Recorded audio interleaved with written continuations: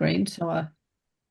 Right. So you'll have just heard that Rob has turned on the recording. And for those of you who weren't here when I first started talking, and my apologies to those who have just heard me talking for the last 5 minutes, filling in time, this breakout session, like all of the breakout sessions, are being recorded, and they will be available on the Lighter Footprints YouTube channel, so you can have a look at what happens in the other breakout rooms as well later. Okay, so I am Kimbra White, and I'm facilitating this session. We've got Rob Brown supporting, and as we just said before, we do not live in Gardiner ward. We've consciously been put into a ward that we do not live in. There are three candidates. There are three candidates standing in Gardiner ward, which some of you might already know this. The first is the current councillor, Councillor Victor Franco, who, as you can see, is on the screen with us tonight. The second candidate is Michael Burge. He's got a conflicting work commitment tonight, so he has been in contact with Lighter Footprints, and he's provided a statement that I will read out to you in a moment. The third candidate is David Chu, and he has not responded to the invitation to participate. So we have not heard, Lighter Footprints have not heard from him. So I guess in the relation to the opening session, that is an empty chair. So the purpose of the forum of tonight is for candidates to introduce themselves and to respond to questions so that you can cast a more informed vote. While the focus for Lighter Footprints is around climate and the environment, you can ask questions on other topics tonight if we've got time, which I expect we will, given that we only have one candidate with us. So we've got quite a lot of time together tonight. Please let us know if you can't make the chat work, and also just if that's a problem, wave at me and we'll get you off unmute and try and work out the problem. So our agenda, I'm going to read the statement from Michael Burge first, and then I will be inviting Councillor Franco to speak. So the statement. So this is from Michael Burge. Thank you for your invitation. Unfortunately, I have a commitment to my trauma work at that time. Psychologists, particularly trauma psychologists, often work out of normal business hours. However, as a former president of the Australian Psychological Society of Victoria and a long-standing board member of APS, I've been part of and promoted their policy. And I request that this statement be made available at the forum. Addressing climate change is an essential and urgent task if we're to have a chance of restoring a safe climate for humans and other species. Psychologists are particularly interested in climate change because not only is it caused by human behaviour and threatens human health and well-being, but the solutions to climate change require profound changes in human behaviour. We are interested in how to help people understand climate change, how to cope with it, and how to get involved in effectively addressing climate. That's the end of the statement. Okay, so Victor, the floor is yours for 5 to 6 minutes to introduce yourselves and to answer. Can I just ask Rob, can you just put the three questions back in the chat again, just repeat it. It's just I think the last couple of people who came in won't be able to see it. It's very true. I'm just doing that now. Yeah, okay. So over to you, Victor. Thank you, Kimbra. Hi, everyone. I'm Victor. Okay, and look, I might take a slightly different path to what I was thinking of, given I'm the only candidate here. I've been the councillor for Gardiner Ward since the last election, and I've done my best and to be a driving force for environmental performance and action on climate change since I've been elected. And we come from a very, very low bar to where we've gotten to. I'll try and put a slightly more positive spin on what's been achieved than some people who may look at Boroondara Council. But just a few preliminaries. I actually live in Gardiner Ward. That's not the case for those some of those standing against me. And I'm genuinely independent. I'm not a member of any political party. I've never been a member of a political party. And the two standing against me are members of the Liberal Party. I've been, again, just a little bit of background. I've been involved in environmental action for decades. And going back to the 1990s, I worked as a senior policy advisor for the federal government in sustainable development. And among other things, I developed the federal government's greenhouse gas reduction program targeted industry and launched in 1995 by the Paul Keating government. It was called the Greenhouse Challenge. A fairly toothless program by the action that those of us in this room might like to see. And it was in the midst of public policy debates at the time around a potential carbon tax that didn't come in. But I have a long background in that. I've worked also at the most senior levels of local government. I've been Chief of Staff to a couple of Lord Mayors of Sydney and Senior Advisor, and I've held executive roles in local government. I was on the Executive Committee at the City of Sydney for about 10 years. I was Director of Services and Service Performance, Director of Transport and Major Projects. I was also the Head of Transport and Traffic for the City of Greater Brisbane. I have pushed various environmental projects through as a director and as a council officer, so I know fairly well how councils operate. I'm currently also deputy chair of the Metropolitan Transport Forum, which is a group of 26 councils in Melbourne advocating for sustainable and active transport. My achievements here, look, I'll touch on some of the positives. I think it's worth saying what we've achieved. And we've come from an era before I got elected, and some of the other more progressive councillors that are on council, we're a small minority, I'd say, of those on Boroondara Council currently that are avowedly progressive. But before that, the staff couldn't use the word climate change in documents, etc. So now, you know, we managed to establish a climate advisory committee. We established a bicycle advisory committee that didn't exist, a reconciliation advisory committee that didn't exist, a Gardiner's Creek advisory committee that didn't exist. We delivered our first climate action plan. For whatever it is, you may see limitations in it, but we have one. Can you imagine an organisation not actually having a climate action plan of the scale of Boroondara? Well, we've got one now. We've got a reconciliation action strategy as well. I'm touching on some other issues as well, I think, because there's a bit of time. We didn't have one either. We've got a Gardiner's Creek master plan to promote and drive the regeneration of Gardiner's Creek. We didn't have one. And I've served on each of those committees, and we redid our cycling strategy as well, a 10-year cycling strategy. Each of those 4 committees, I've served on them for all 4 years of my term. Another key achievement, what drove me to initially stand for Boroondara Council, was my frustration with council's environmental performance and my frustration with the attitude of how I saw council operating. I led a campaign to restore a historic parkland in Camberwell Junction it took 7 years. We've achieved half part of that park, but Boroondara Council had taken historic parkland set aside by the governor in the 1870s and asphalted it and declared it a free commuter car park for staff.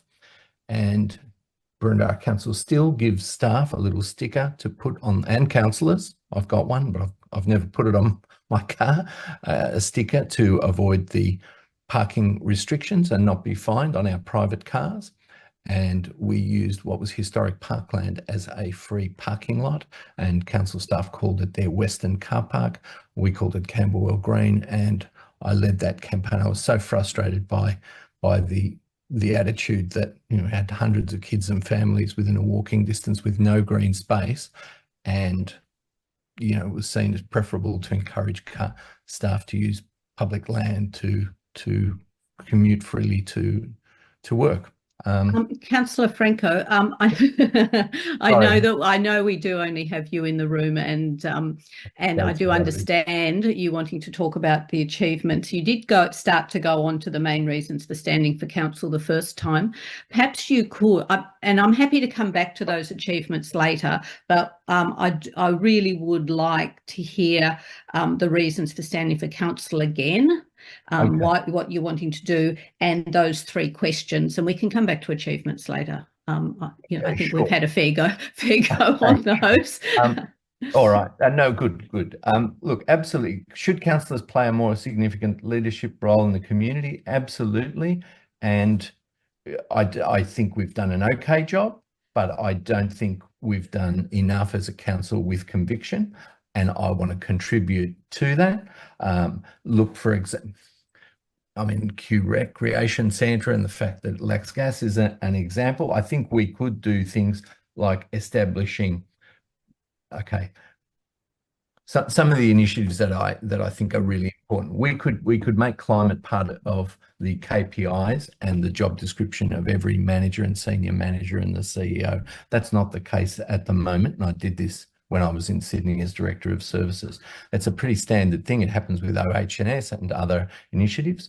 We could also have higher KPI standards for delivery of some of the climate-related initiatives. They don't currently have the same level of resourcing, it translates also to performance bonuses, everything else in the way the organisation is managed. I would like to see the end of the free commuter car parking thing. That's a very minor thing.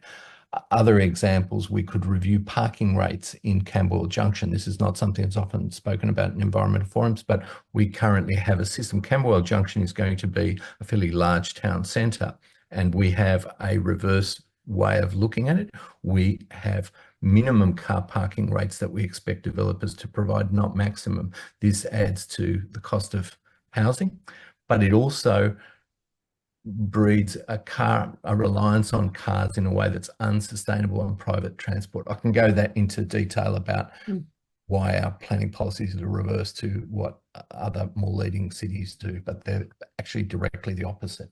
I'd like to see, and this is a major initiative for me, a focus on a new green corridor strategy, linking and expanding all our shared paths and biodiversity corridors, expanding on them so that we can feed them out through the municipality. And I've already started work on a couple of those in my ward.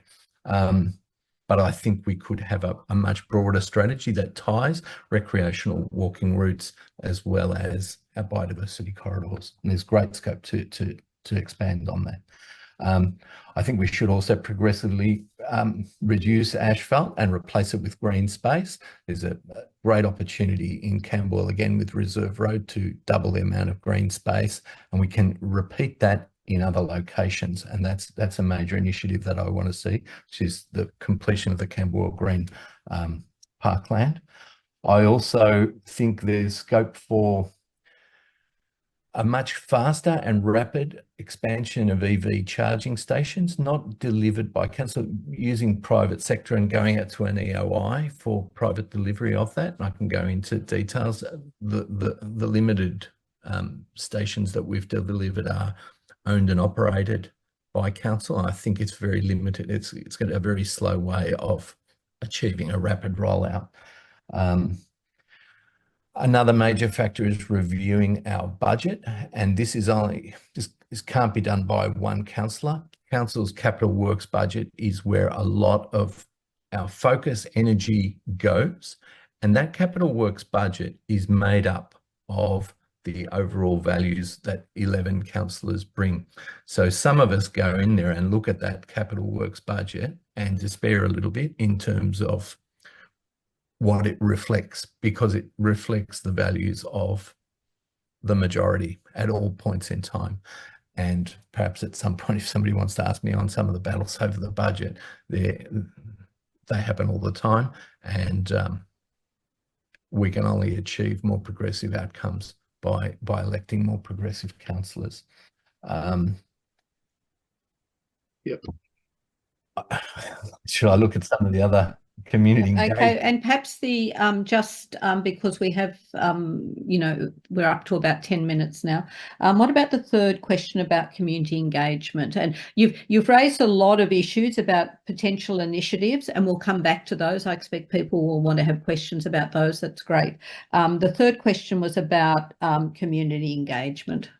Look, I think we need to support more strongly initiatives like Electrify Boroondara and really build that up. We need to identify what the barriers to action on the part of residents and businesses are in order to tackle those.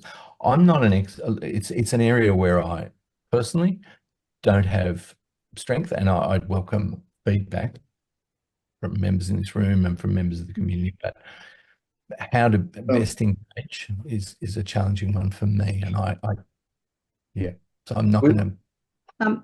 Rowan, I think you're probably trying to come in. We've got everyone on mute for the moment, so we're just letting Councillor Franco finish, and then I'll come to questions.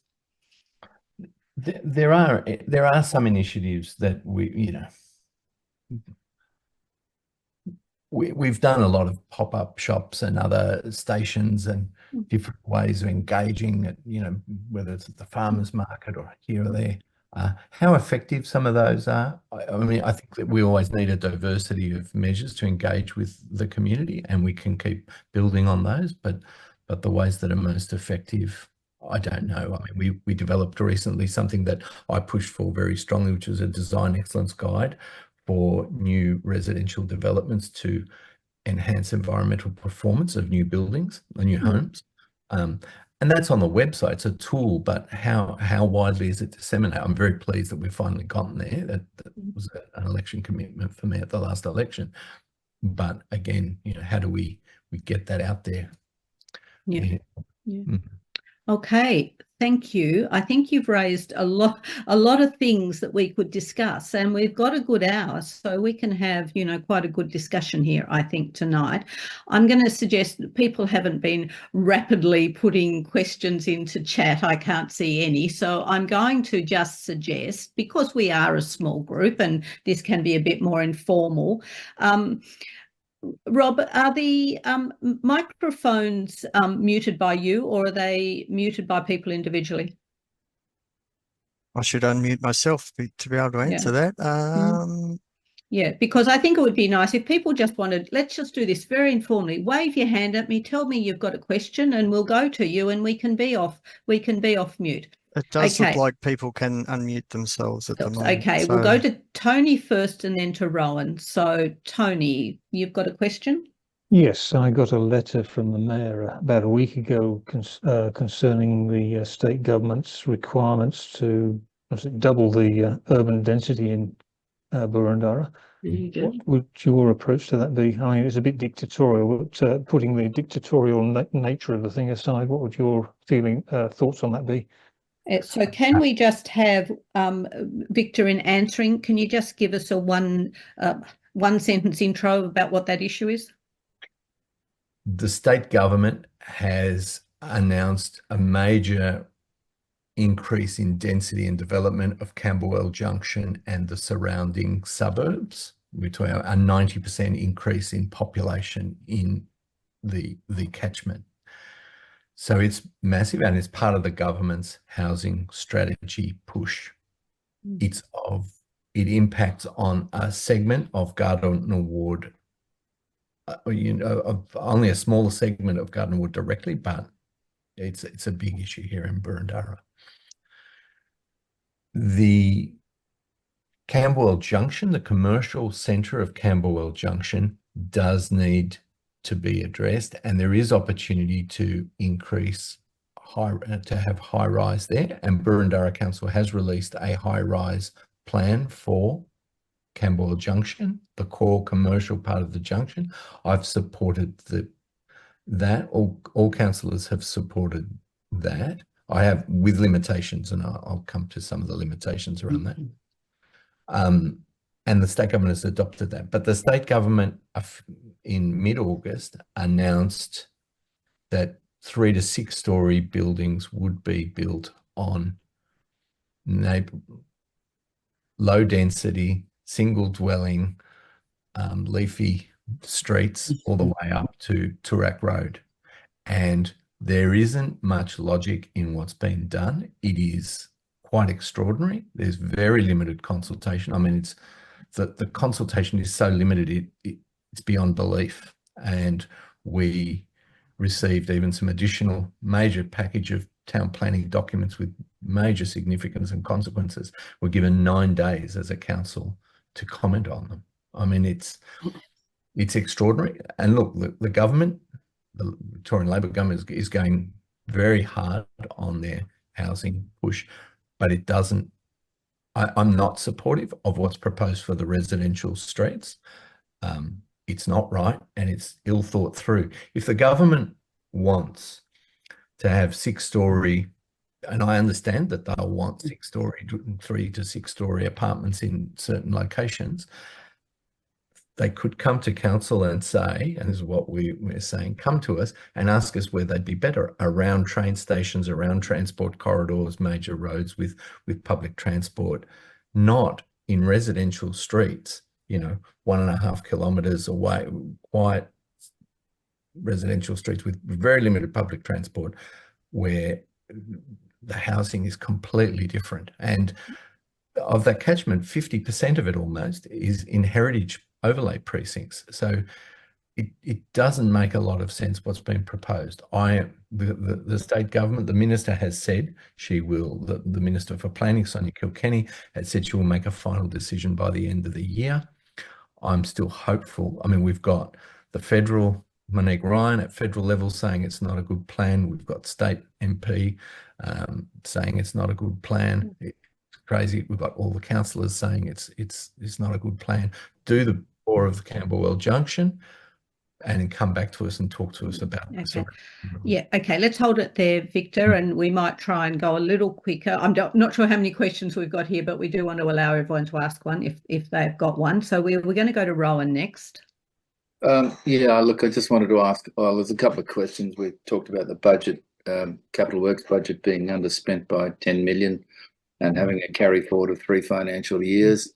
And yet we're building buildings like Linden Park, which have single glazing, no thermal bridging on the glass. You don't know how good the insulation is. I don't think it would probably crack, the required 7 stars of most buildings. I don't think it'd get anywhere near it. So the question, and the question is, if we're going to have sustainable building, why aren't Boroondara's buildings sustainably built?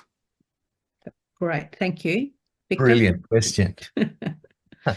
I'll give you one example where I intervened, and I did it without raising it with my colleagues. So Lewin Reserve Pavilion, I got elected. We had this dreadful design, 2-story, no consideration. I put together a residents committee to work with the clubs and the architects. We developed a 5-star, not 7, but 5-star green rated building, which has won an architectural award this year, an infrastructure award. It is naturally ventilated. It relies on a heat pump. It has solar cells which power it. It collects rainwater in underwater tanks for reuse in the bathrooms.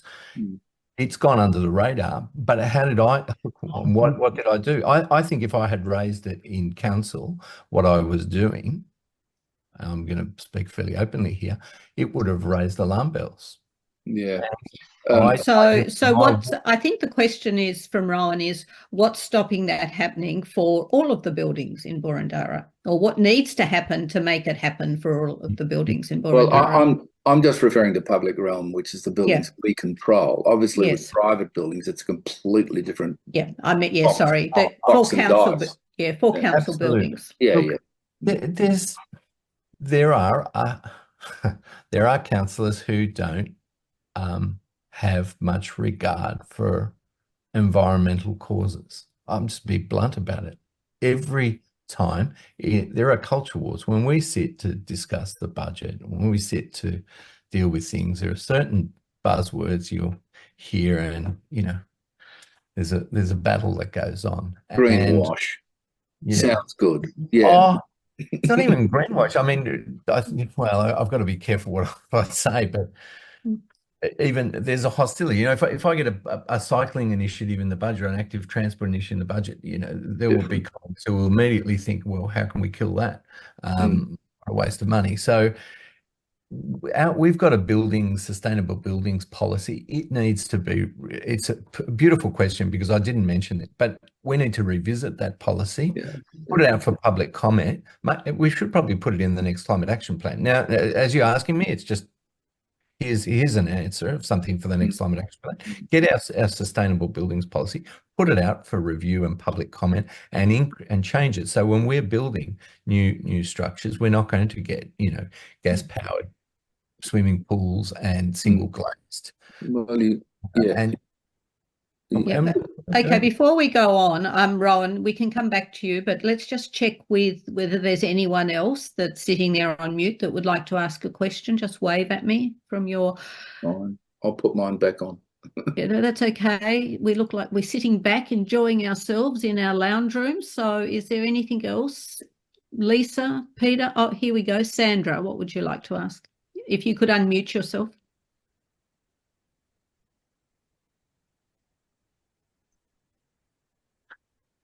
Thank you.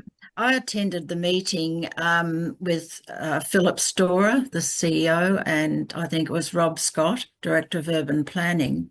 And I was horrified by what the Victorian State Government wants to impose, in particular on Camberwell Junction. So I'm very concerned about that. And the second thing that I want to mention is, and that this is under VCAT and what building regulations are now, I have witnessed so many houses pulled down around me, which is very obvious. And they require a lot of air conditioning. There are no eaves. The gardens are absolutely destroyed. We're talking about, policy, consideration of our environment, but this is enormous, the destruction that's happened. We have an enormous liquid amber tree. We've been here 50 years and I'm still putting in plum trees and whatever. But at the same time I'm doing that, I look around me and I'm absolutely aghast. And these houses are often sold after 12 months. And I find that, and on the other hand, there are a lot of these houses that are empty. And I'm saying what's obvious, but it's, talking about environmental matters, we're not looking after our basics. So it sounds to me like your question is, what can we do in the private sphere when people are building private houses? What can we do to get better environmental outcomes? Yes. I live in North Balwyn. It's a very good question for North Balwyn. Victor. So, perfect question. One that I love and that keeps me up and concentrating on issues at council, and one that was very close to my heart when I stood for election and still is. One, we do not have in our planning controls, ESD controls imposed in the planning control. So now, those initials, please, Victor. ESD, environmentally sustainable development requirements for new houses that council will issue a planning for. That's only a small percentage of the stock of houses that do require a permit, but we don't have in the planning controls ESD environment control. Now, Boroondara Council, until recently, opposed having those controls. Hard to believe. The argument was, until recently, that the state government should do it for all of Victoria at once. We're not going to go join those environmentally progressive councils that have sought and requested and obtained those environmental controls in their planning controls for their municipality. There are a group of councils that have got them. So the argument was, it should be the state government doing for all councils all across Victoria, and why should we do it? Now, we've finally in 2022, it was a big issue for me, and a few other councillors, and we developed draft controls. We sent them to the state government. The state government has sat on them and has not given us authority, but we have somewhat, due to the influence of the work behind the scenes on the Climate Advisory Committee, that is where a lot of the pushes come from, but we've managed to engage an ESD officer, an Environmental Sustainable Development Officer, to try and lift and try and basically require some standards to be met. They're not very high. So I know when you say, well, but at least there's some standards, and we don't have a formal power to do it, but we try and require certain standards to be met. And we've engaged an officer. It's very limited. And we've engaged with this group of 18 councils that are the leading councils in that area. And we're part of that group, but we're still lobbying to get those into the planning controls, and we've got to get that.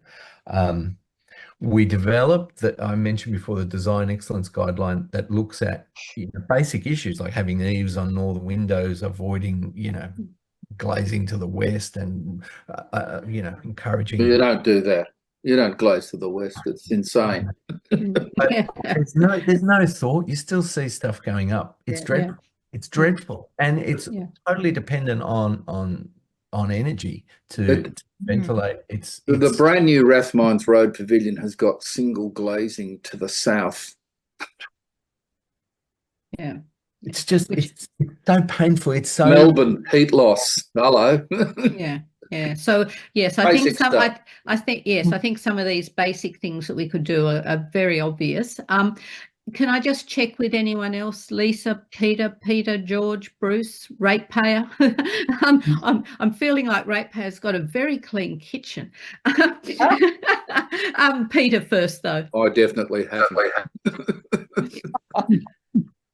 Thank you. I'm a recreational cyclist, and I'm fortunate to live near the Gardiner's Creek bike path, and of course a lot of commuters use that to get into the city. What about the poor people who live far away from there? Can we do anything about helping them get around as far as commuting is concerned? So on bike paths you're talking about, Peter? On bike paths, yes, to cut down on traffic. I would love it. As someone who's spent much of my professional career trying to create bike paths and promote active transport, and it's very hard. There's not a lot of willpower. We re-established, again, after many years of not having a cycling advisory committee. We've got one. 2 councillors have been on that for 4 years, myself and Susan Bigger. Susan Bigger is a tremendous advocate, and she's no longer standing for council. And anyway, you can ask her why she's not standing. I think but anyway, it's very sad. It's a huge loss.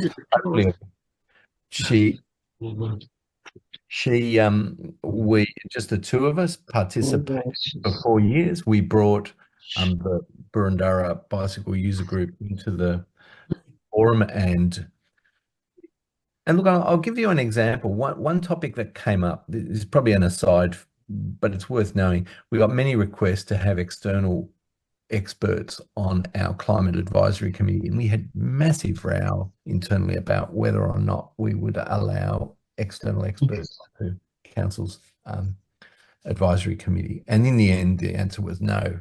So with the Bicycle Advisory Committee, Susan, my colleague Susan Bigger, and I just said, why don't we invite the people who have all the ideas and who know the issues, the Bicycle User Group, and just bring them to our meetings. We just invited them for 4 years, and we had our quarterly meetings, and we'd go through the agenda, what's being built, what concerns they had, because they had on the ground knowledge. I mean, I do too, because I'm a cyclist, but it's just great having people in the room who are across the detail. And but it's very hard. We're a very car-dominated municipality. It's very dangerous outside the key arteries. What I think, and we could do, is to sell it in a very different way.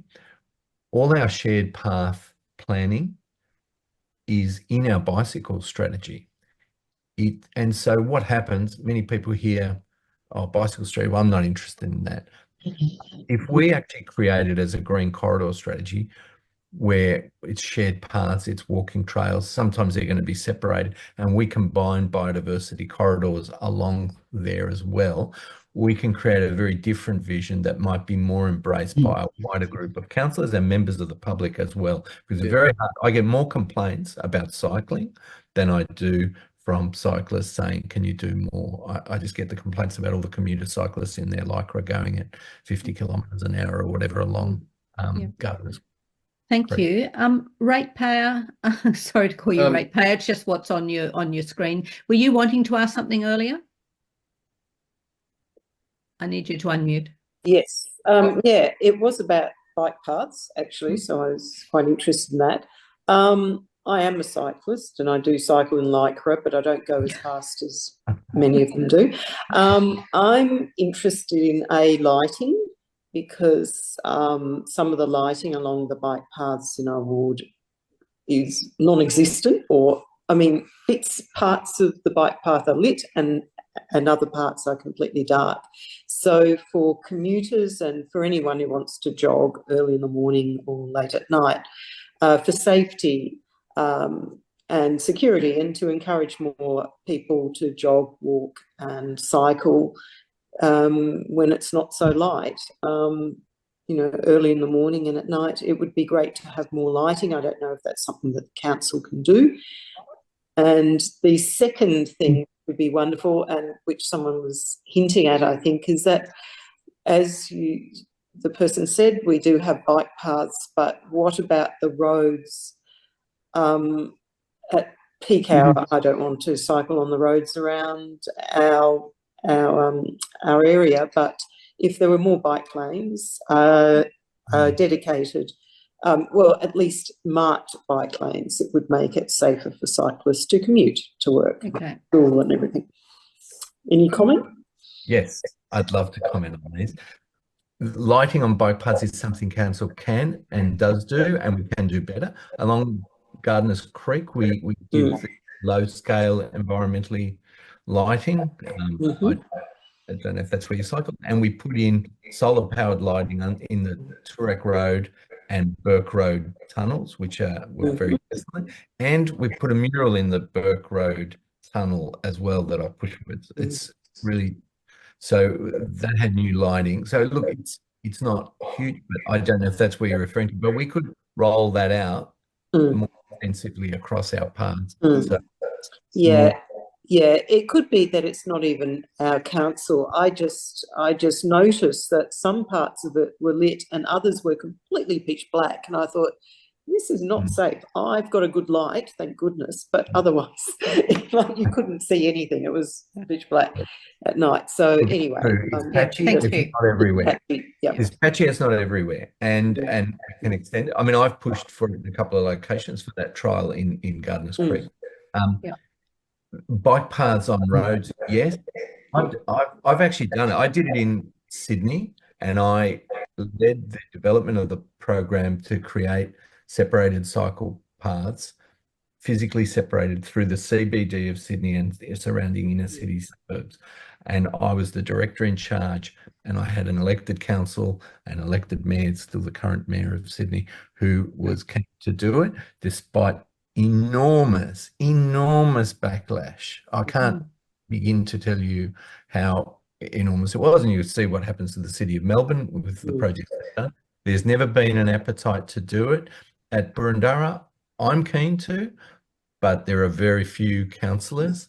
There's only one, I would say, Susan Bigger, that has with me said we'd like to do it, and we don't have to do it everywhere. It's not taking out, and the challenge is you have to sometimes take out parking or rearrange parking, but you don't do it everywhere in every street immediately. You find corridors, missing links to that connect up, and that one thing we did, and this is a very interesting, when we did the new bike plan, we actually had a vision to create a whole series of new connections across the north of the municipality, connecting schools, parks. We faced a huge backlash against that plan to connect our parks and to connect, and there were intervening streets between where there were missing links, where we were going to put safe connectors, and the backlash was so strong it was taken out of the plan. And Victor, are you talking about in Boroondara? In Boroondara, yeah. In Boroondara, across Baldwin and other suburbs. Yeah, and can I just ask you, Lisa's got a question, but before we go to Lisa's, just while we're still on bikes, whether you've got a quick answer to in the chat. Speaking of bikes and shared paths, do you know what the status of the crossing at Toorak Road by the railway line is? The consultation was 2 years ago. Whether you've got a quick one for that so we can then go to Lisa. The answer is the government won't do anything, and the state government. State government. It's the state government to do it. I keep raising it with the state MP every time I see him, and he keeps telling me how much more he could do with 20 or 30 million building a new school rather than this mini link across Toorak Road. And he says that people don't really want it. You know, what would you rather me do with state funding now? Yeah. Okay, that's okay. Let's go to Lisa. If you'd unmute. Yeah, I attended a Victorian Biodiversity Conference at Melbourne University 2 years ago, and one of the major themes of that particular conference was light pollution. So when you are looking at putting lights into bike path areas, and particularly green corridors where there are animals, I think it's you'd have to go to it, but there's one particular part of the spectrum, the light spectrum, which is better for animals than not. Yes. Can I answer that? Absolutely. And there's a couple of things. We tried to do low scale lighting and lighting that may not be on all the time with sensors. I mean, if we can get that bikes move faster than pedestrians, but so that the lights aren't on all the time for those reasons. And also there's an issue with, I mean, this is not council, but the lights that some cyclists use are very intense. And I understand that there's a safety issue, that flashing lights. In Europe, there are standards that don't allow cyclists to use lights that blind everything in their sight and flash. You know, sometimes I go towards an oncoming cyclist and I think, oh, I can't take this. You know, I've got these flashing lights and I'm blinded. So, and that impacts on wildlife and nature. And I think we need to get to eventually a different cycling culture where those kind of lights are prohibited as well, and we create a safer environment. And the lighting, exactly as you've said, Lisa, it's got to be considered. Yep.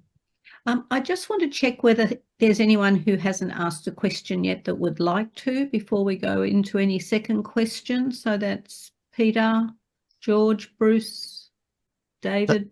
David put a question in the chat. Would he like to ask Yes. that question, or would he like somebody to read it out? Do you want to come off mute, David? Just working out where the mute button. Can you unmute him, Rob? Oh, there we go. Done it. Yep. The point I'm making there about the community consultation was an interesting experience. I was involved with the Gardiner station when that was originally being rebuilt. I don't know how I got involved, and I'm not exactly sure how I got involved with Lewin Reserve, probably because I live in the local area. But we found this particularly helpful to structure the change in the plans that took place and to achieve a much better outcome than would otherwise happen. And it just occurs to me that in some of these huge projects, that community consultation is a valuable thing. I often get upset. We're having an argument currently about bins in Lewin Reserve, and I made the comment to the representative of the council. I said, I'm happy to meet people down there, and often the people that work at Boroondara don't actually go and visit the sites. They have no really idea. They look on Google Maps and they see it and they make comments about it. But physically to be on site and see it makes a massive difference. You get a totally different perspective, and often that can be embellished by the local residents who can make further comments that perhaps people wouldn't normally understand. So I think community consultation is a great thing. Doesn't have to happen all the time, but it certainly worked very well for Lewin Reserve. Yeah. Okay, that's a nice vote of thanks. And thanks to Victor. Okay, thank you. I think that's a comment more than a question. Bruce, you've come off mute. Was that to ask something? Yes. Anything you can tell me about electric vehicle recharging? Yes. Yes. Okay. We need to create a lot more opportunity, expanded in the public domain and in the private domain. There are some suburbs in Boroondara where electric vehicle charging is hard, where people don't have driveways to put a vehicle in. There is a trial underway in a couple of other councils where they've tried some mechanisms to bring devices out.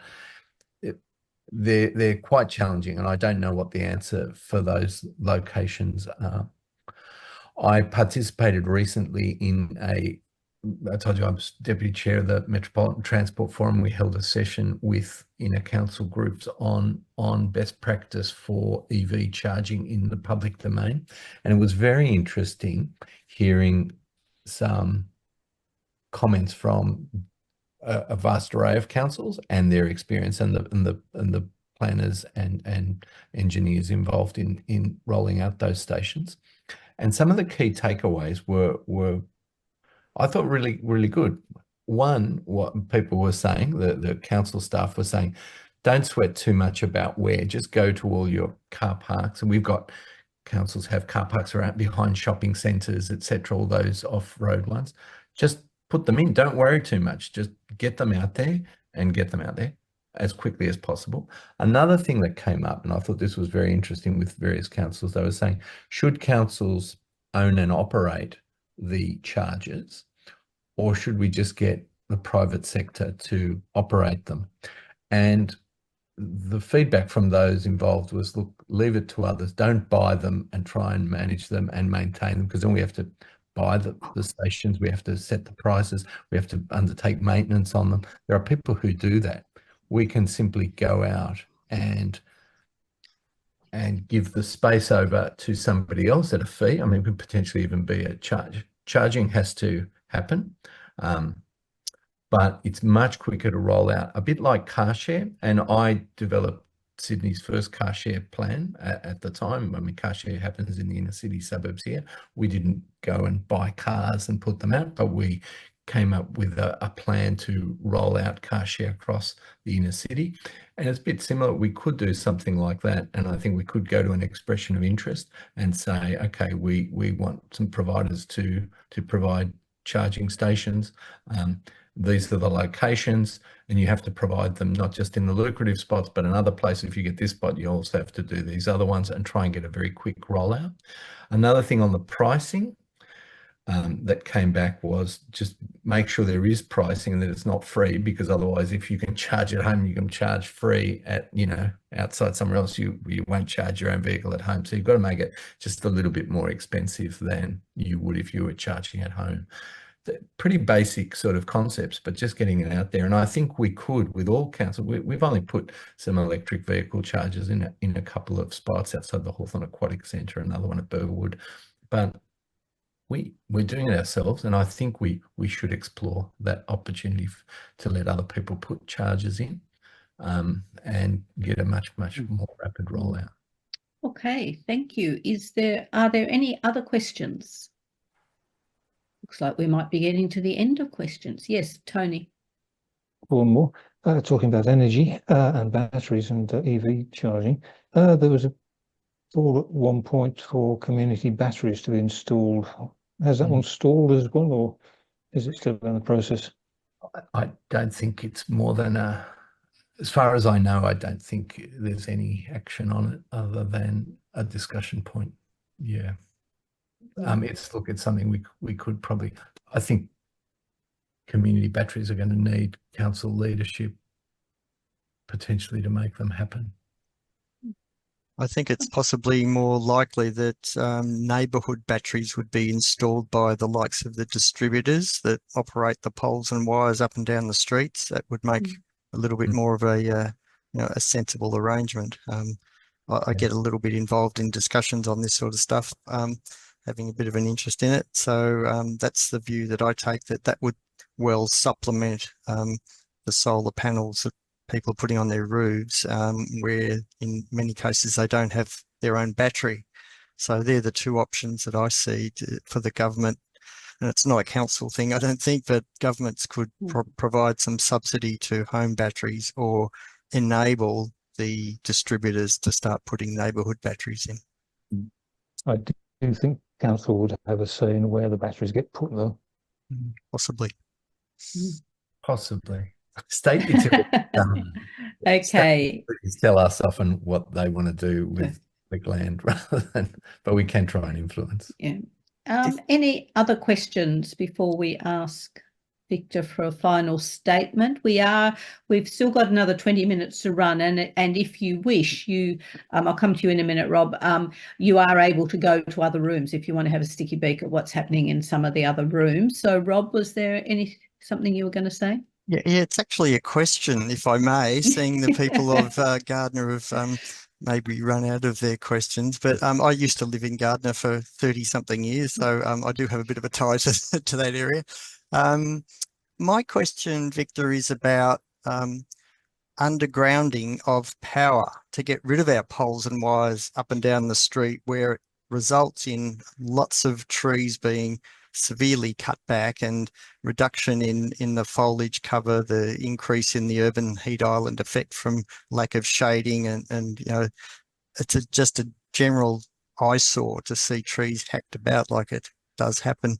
Is there any, and I know there's some technical difficulties with doing this, but where you see a street that has a number of houses that have been redeveloped with either new houses or units, often the underground power goes through a circular pit in the middle of the footpath. So it seems to me there might be a solution where, you know, a bit of trenching, we could pick a street and have it as a pilot and work out whether we can make a go of this, whether we can come up with a good concept. And if it was workable, feasible, and not ridiculously excessive in cost, then, you know, to be able to look at extending it throughout the whole of the municipality. Is that something that you could see potentially getting a good hearing in council and has any chance of getting any legs? I think it could get a good hearing. I think it's incredibly costly and incredibly difficult. I know it would make an enormous difference to the atmosphere and what we could do with trees. Our trees are, well, I mean, we're spending so much money cutting our trees, you know, and tapering them around power lines. It is devastating what we do, and the cost.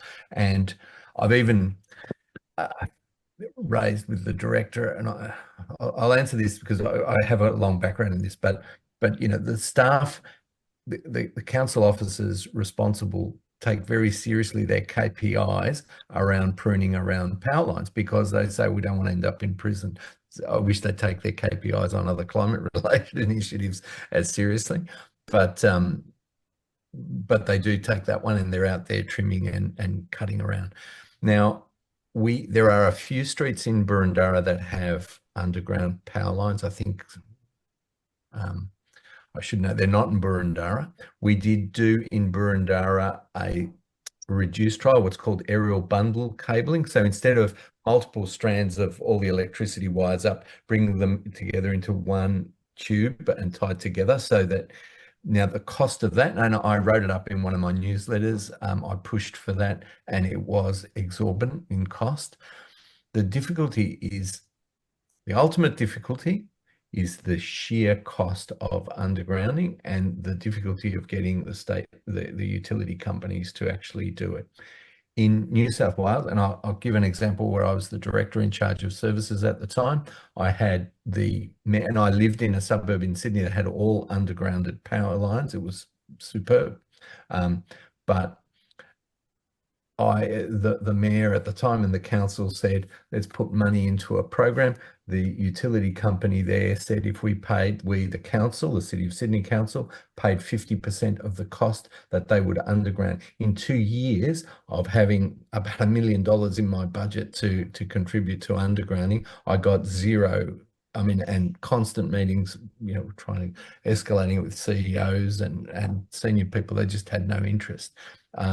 So it's very hard to get the power companies to do it, even unless it's the end of life. And the cost is just astronomical. I can't. So it's pretty hard. I understand that those streets in Boroondara, and I could come back if anyone's interested, and find the names of those streets. I think it's Deep Dean is one of them. The residents there contributed to it themselves, and they're fairly affluent streets where they did it. I think there are 2 streets. Okay, thanks, Victor. I'm just going to do a last call for questions. Looks like we are done. Oh, yes, Sandra.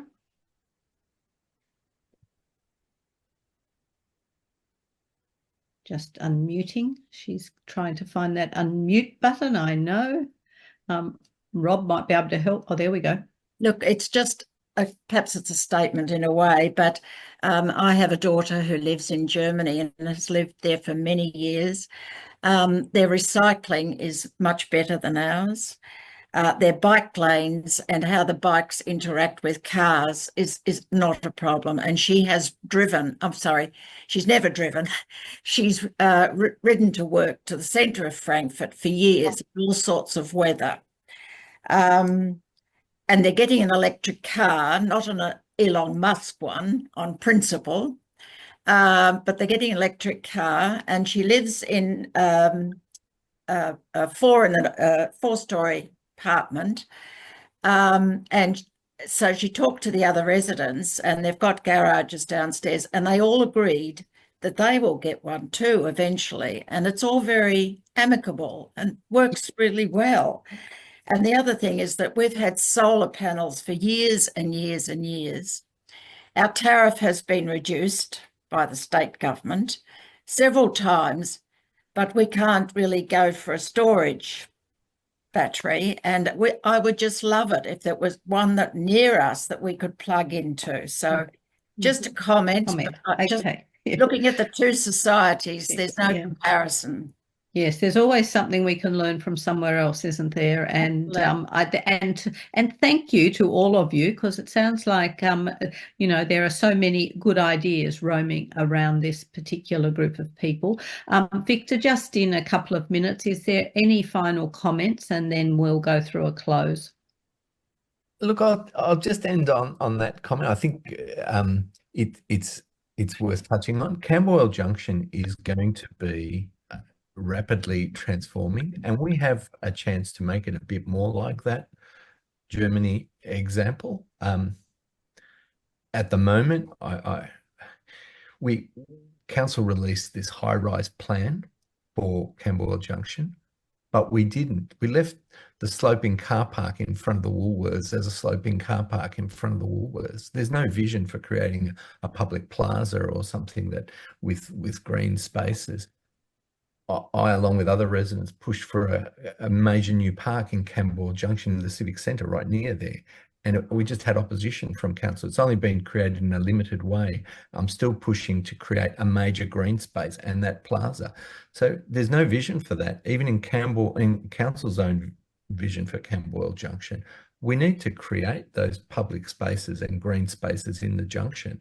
There's going to be high-rise towers.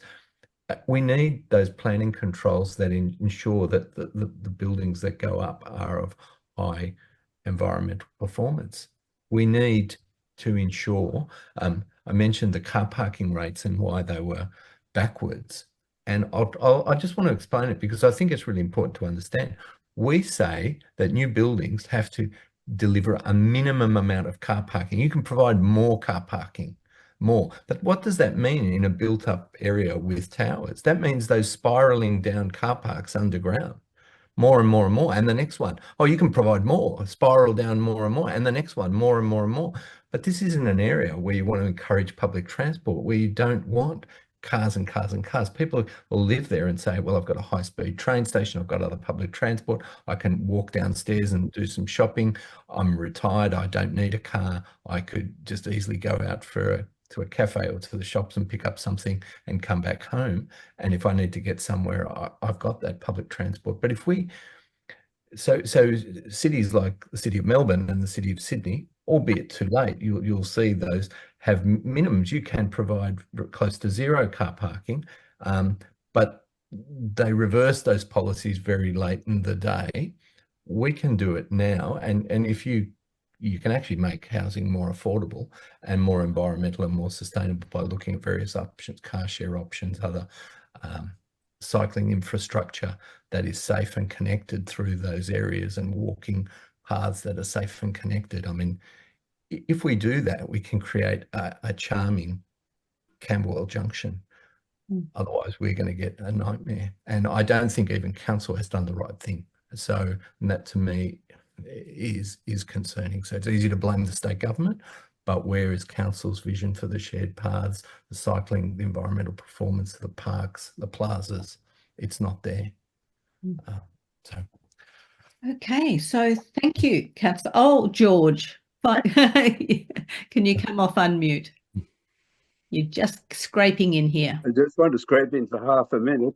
Just to get back to that meeting we went to a couple of days ago, where they talked, and Sandra was there, Victor was there, where they were they're telling us about Camberwell Junction for 800 meters throughout the three main streets there will be developed with high-rise flats, you know, like 6-story flats and all that.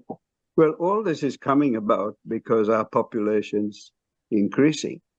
And they were talking that by 2050, we'll double our population. We'll have 50 million people there. I'm just questioning whether, do we have an ideal population that we're working towards, or are we just going to keep on doubling our population forever? And is it because capitalism cannot operate unless it continues to grow year after year? We are living in a finite world, and it will be impossible to do this forever. When do we stop doing this? You're raising a huge issue there, George. Have you got a shorter response, Victor? I've got an economics background as well. One of my degrees is in economics. But look, at local government, we just get dumped with things, and state government too. The federal government, to the extent that there's population policy, there isn't. They control the amount of immigration in, and it's easier to prop up GDP and say there's economic growth if you keep people coming in, and you can artificially keep the economy growing. And that's a reality. I mean, every economist say that, but it's the basis. What's causing the housing crisis, and then that housing crisis leads to other initiatives such as we're facing. There's still other ways of going about it. I'm not a huge fan of massive population. So, okay, thank you, Councillor Franco. Like every candidate that is on these calls tonight, we wish you all the best with the election. Thank you all for coming and taking a great interest in our local democracy. It's a really important thing that people are doing. You can see the recordings on the YouTube channel later if you want to see what happened in the other rooms. Before I tell you how to leave, Rob, was there anything else we need to tell people? I think you've done a great job of covering things, Kimbra. Okay. Yeah, the recordings for all the other rooms will be available. Probably keep an eye on the Lighter Footprints website for any notification that they're ready, because there may be a little bit of tidying up and sorting to do. But generally they're available, and you'll be able to review what's been said here as well. We've got 6 more minutes. You could just choose to go to, I don't know if you can see the tab for breakout rooms. You could choose to go to another breakout room and see if there's anyone there. You might get to one of those breakout rooms and find that they've all left. You might be able to do that by just saying leave breakout room, where you've got leave room. You can see on the bottom of your screen, that's a choice about leaving the whole meeting or just leaving this breakout room. That would throw you back into the main screen where you could probably choose to go to another breakout. But can I thank you all for coming? We're really pleased to see you, and it's been lovely to meet you all. It's great to meet everybody here. Yeah, bye.